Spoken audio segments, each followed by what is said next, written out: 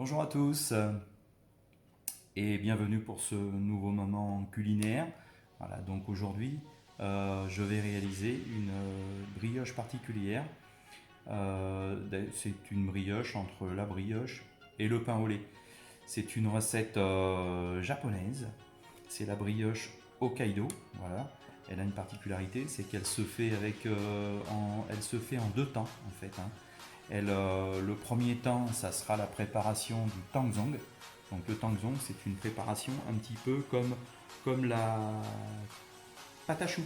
Voilà, donc le principe c'est exactement le même. On mélange une quantité d'eau, une quantité de lait avec une quantité de farine. De toute façon, je vous mettrai toute la recette, bien évidemment. Et cette préparation, on va la faire chauffer jusqu'à 65 degrés et on va la laisser refroidir avant de l'incorporer dans la brioche. Et en fait, le secret de cette brioche japonais, il est ici. Voilà, c'est qu'on apporte vraiment quelque chose de particulier pour apporter un moelleux super.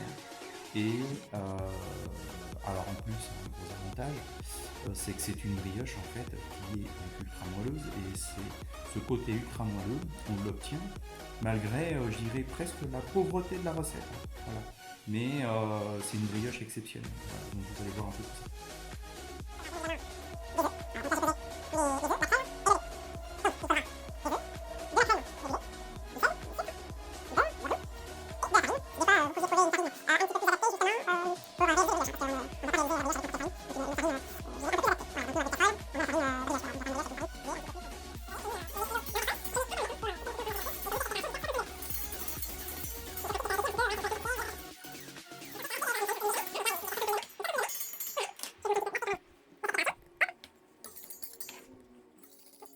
Donc le tangzong, il est refroidi, il est complètement froid.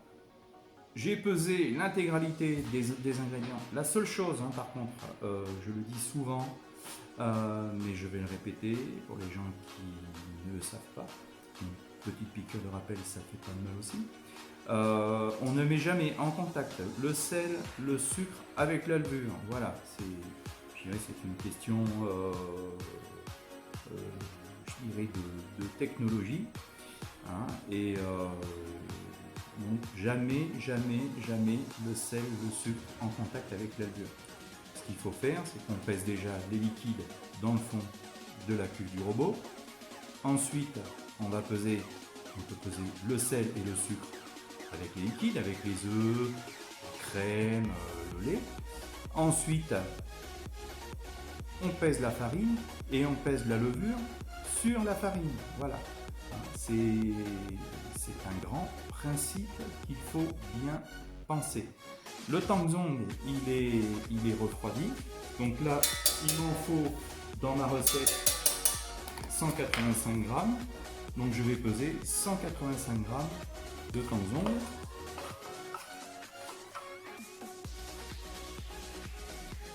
Je pèse l'ensemble des ingrédients sauf le beurre. Le beurre, il faut qu'il soit pratiquement fondu, mais on va l'incorporer froid. Donc pensez bien à le faire fondre, surtout à ce qu'il refroidisse. On ne va pas mettre le beurre chaud dans la brioche. Voilà, donc là je vous dirai un petit peu les quantités que j'ai réalisées de tangzong pour mettre dans la brioche. Voilà. Et ensuite, on va mettre à tourner au robot.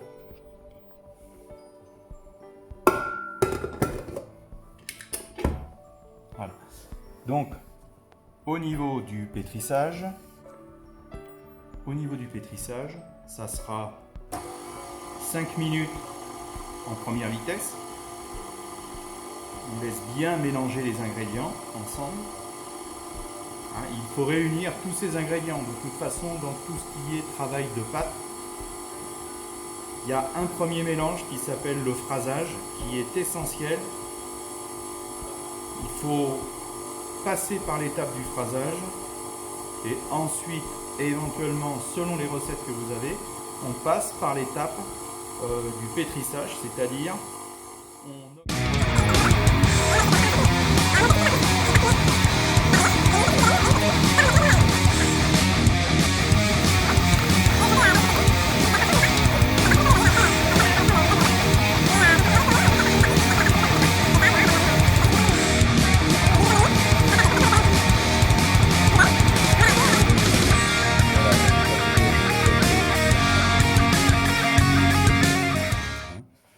contre, une chose qui est essentielle, et vous allez voir, hein, c'est vous prenez un linge et vous la couvrez. Voilà. Surtout, on ne met jamais une pâte à lever sans qu'elle soit couverte. Voilà.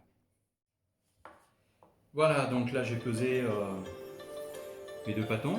Donc ça va faire des grosses brioches, hein, des pâtons à 550 grammes. Et on va les diviser en 2, voilà, pour pouvoir réaliser la brioche Hokkaido.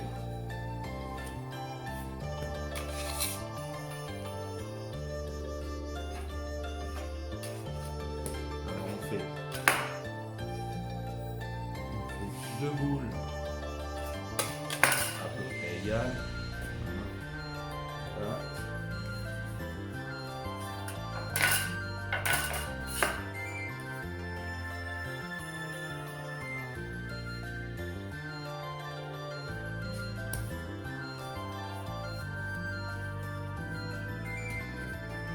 Voilà, donc on fait des boules.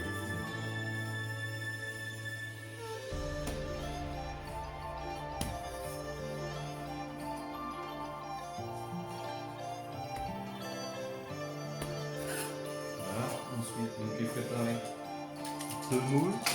Je vais mettre un petit peu de spray démoulant dedans.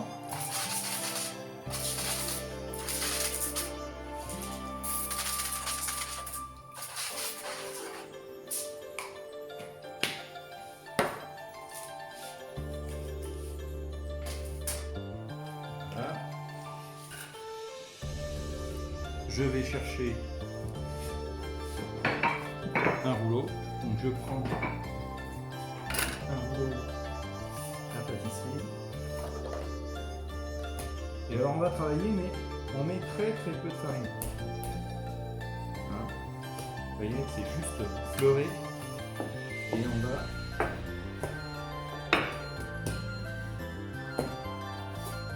allonger la pâte.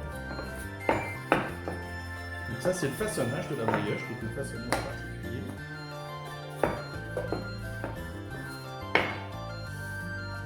Il faut le façonner assez fin.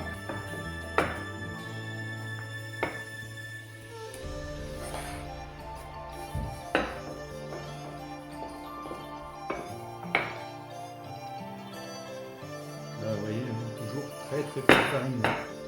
La farine, j'en veux pas parce qu'elle n'est pas dans ma recette, hein. Donc toute la farine que vous mettez sur le plan de travail, elle est vraiment en excédent. Ensuite, vous repliez les